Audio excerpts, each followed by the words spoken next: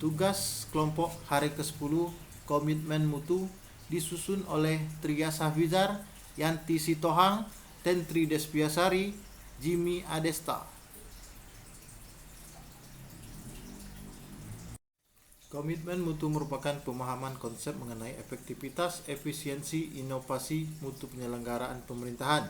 Sedangkan efisien merupakan jumlah sumber daya yang digunakan untuk mencapai tujuan organisasi. Inovasi adalah suatu proses, hasil pengembangan pemanfaatan suatu produk atau sumber daya yang telah ada sebelumnya sehingga memiliki nilai yang lebih berarti. Sedangkan mutu adalah kepuasan pelanggan sepenuhnya. Berkaitan dengan komitmen mutu di rumah sakit tersebut, Bupati melakukan sidak sebagai tindak lanjut dari laporan masyarakat. Bupati menemukan tidak adanya dokter jaga, WC berbau menyengat, air sering tidak ada, genangan air di mana-mana sehingga menyebabkan bau tidak sedap.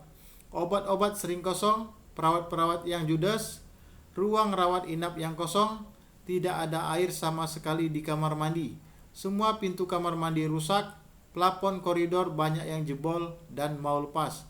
Para perawat yang bekerja di laboratorium cemas karena tidak dilengkapi dengan fasilitas kerja yang memadai. Dikaitkan dengan komitmen mutunya, yang pertama, bidang standar pelayanan pelanggan. Karena dokter tidak pernah ada di tempat untuk melayani pasien dan perawat yang judes-judes. Bidang standar kelayakan dibuktikan dengan sarana prasarana sangat tidak layak, seperti WC rusak, WC bau, kurangnya obat-obatan, kurangnya fasilitas rawat inap. Terkait komitmen mutu di RSUD Tulang Bawang, yaitu yang pertama, kurangnya kualitas pelayanan di RSUD Tulang Bawang dilihat dari kualitas pelayanan yang tidak memenuhi kepuasan masyarakat, kurangnya kedisiplinan pegawai, tidak berjalannya fungsi RSUD sebagai institusi pelayanan kesehatan. Adapun di sini solusi identifikasi masalah, yang pertama adalah pihak rumah sakit bisa melakukan penyediaan layanan kesehatan sebagai sistem pembiayaan jaminan kesehatan nasional. Yang kedua, pihak rumah sakit Tulang Bawang perlu melakukan evaluasi terhadap kedisiplinan pegawai guna dapat menyelesaikan pekerjaan sebaik-baiknya serta mampu memberikan pelayanan yang maksimal pada pihak yang berkepentingan. Yang ketiga, pihak rumah sakit dapat melakukan identifikasi faktor-faktor yang mempengaruhi kepuasan pelanggan terhadap kinerja pelayanan kesehatan di rumah sakit Tulang Bawang.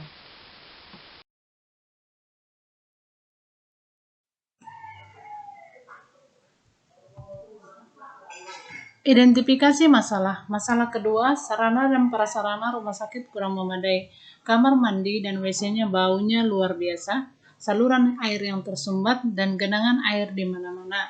Ruangan petugas administrasi yang berantakan dan amburadul, jendela-jendela tidak ada korden, ruangan rawat inap yang belum dimanfaatkan, dan belum ada pembuangan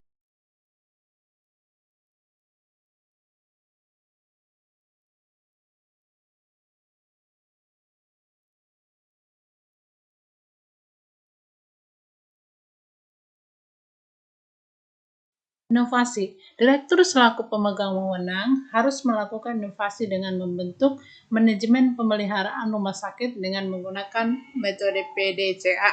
Efektivitas dengan terpeliharanya sarana dan Masalah sering terjadi kekosongan obat-obatan pada rumah sakit Tulang Bawang.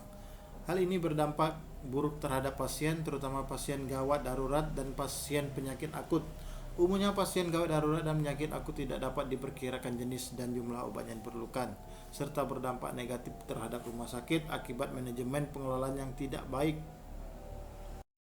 Solusi: melakukan perbaikan tata kelola obat di rumah sakit. Idealnya perusahaan pengadaan obat-obat lebih dari satu, minimal 2 atau 3 perusahaan, sehingga perusahaan pemenang yang satu tidak sanggup memenuhi permintaan dari Paskes, mereka bisa membeli pada perusahaan pemenang lain. Membolehkan pengadaan dilakukan di luar e-pursing dengan ketentuan salah satunya adalah penyedia tidak dapat menyediakan barang atau jasa sesuai dengan jangka waktu yang ditetapkan. Terima kasih sudah menonton video dari kami. Wassalamualaikum warahmatullahi wabarakatuh.